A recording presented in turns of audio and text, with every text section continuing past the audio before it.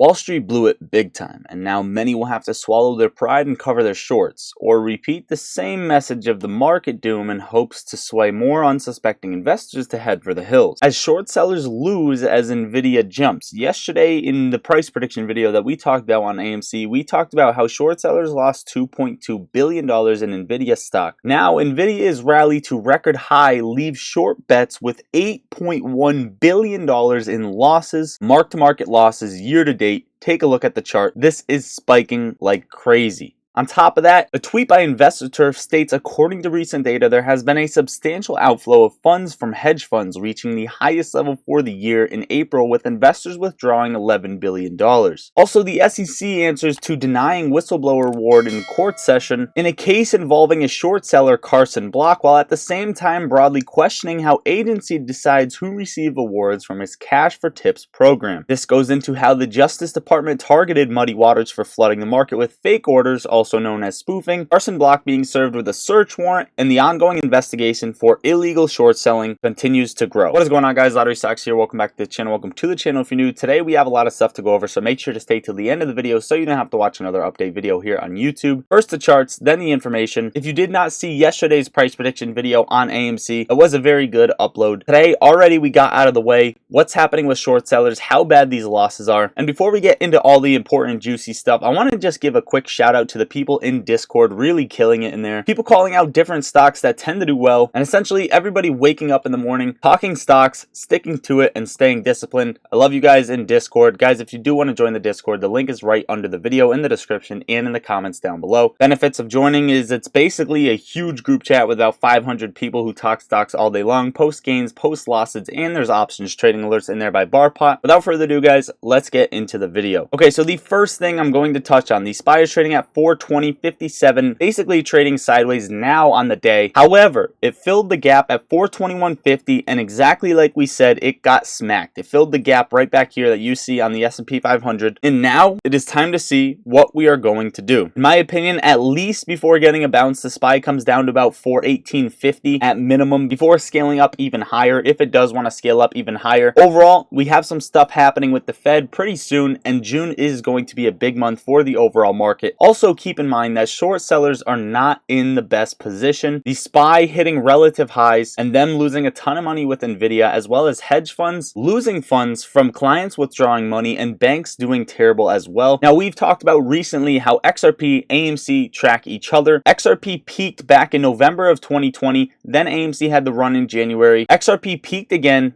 April 21, AMC had the run in June. It bottomed out right after XRP bottomed out, and then it kind of bottomed out at the same exact time, unless you want to call this the bottom. Either way, bottomed out same exact time, and it seemed as if AMC was catching up to it. We did see some cycle delays on AMC. We know this was not supposed to happen, where AMC scaled back up to 20-something dollars, got halted, and got ripped back to the downside within a day or two. That was definitely not supposed to happen. The algorithms almost lost it like they did back in January.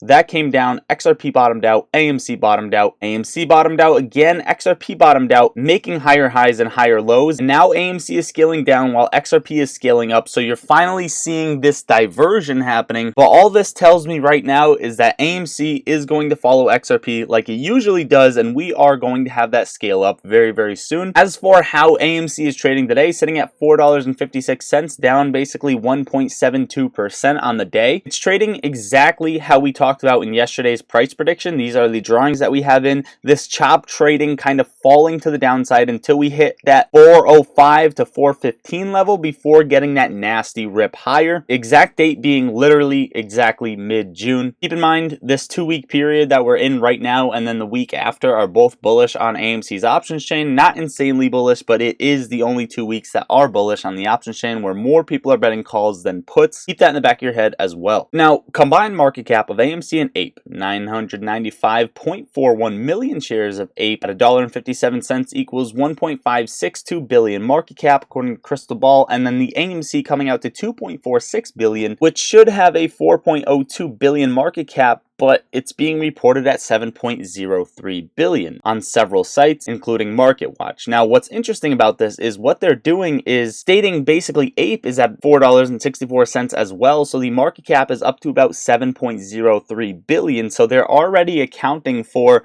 the conversion to go through, but they're not accounting for the reverse split to go through, which is a weird thing to see, to say the least. I think it's likely it is going to go through. However, them accounting for it early is interesting. What do you guys think about this in the comments down below? Also, you guys may have heard of The Street, but they actually deleted one of the articles on Pulp DRSing GameStop shares and basically vouching for direct registration for GameStop. He tweeted at them, it got 90 retweets, basically 35,000 likes, and The Street ended up basically posting the article back up. Now, it's weird that he had to basically come at them and state, why did you take this down out of any article? And they had to put it back up as the media has been pushing to sell AMC and GameStop. On top of that, if you want a little tinfoil hat theory, Adam Aaron tweeted, I saw a thoroughly charming movie at an AMC theater on Monday. It Ain't Over, a documentary of the lifestyle of Yogi Berra. He was one of the greatest ever baseball players, coaches, and managers. He was accomplished, smart, funny, and kind. You will absolutely love this film, RT97. So Rotten Tomatoes 97, that is nothing to,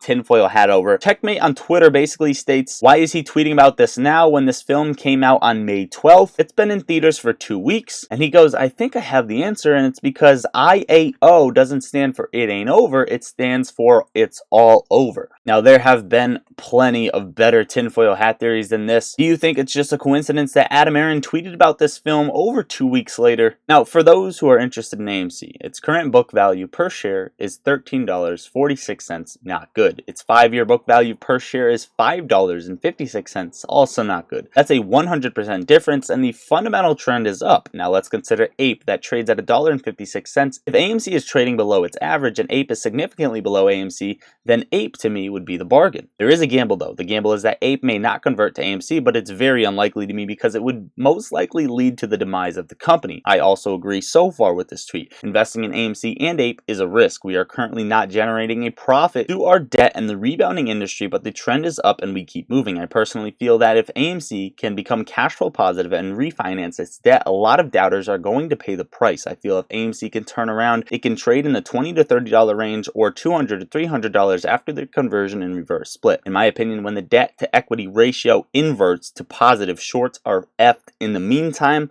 I keep adding to my A position while the prices are still low. This was tweeted by Wired X on Twitter, basically stating that Ape is necessarily a bargain. It has little risk because the conversion and reverse split is likely to go through and it is a 1-to-1 ratio. Are you guys still buying Ape at this price, trying to get that 1-to-1 ratio when it converts to AMC? Do you think they're going to smash AMC into the floor to try and close that arbitrage gap while letting Ape run? You guys let me know what you think about this in the comments down below. On top of that, he is right. We are moving in the right trend. You can tell by the 2023 box office at $1.638 billion.